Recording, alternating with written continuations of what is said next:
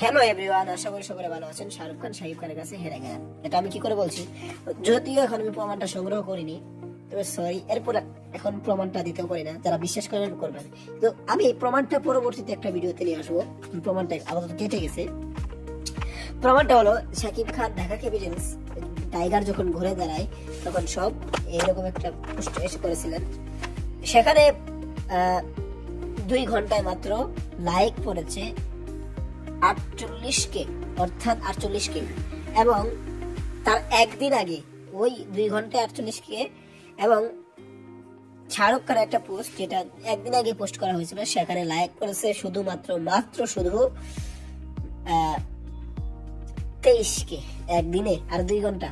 তাহলে যত বড় সুপারস্টার হোক, শাকিব খানের সামনে তো কারো খাওয়া নাই, সেটা আবার প্রমাণ হয়ে গেল। এবার কি বলার তো কারো কিছু নাই, সকলের মুখ একেবারে বন্ধ হয়ে গেল। তো আজকের ভিডিওটি এ পর্যন্তই, ধন্যবাদ।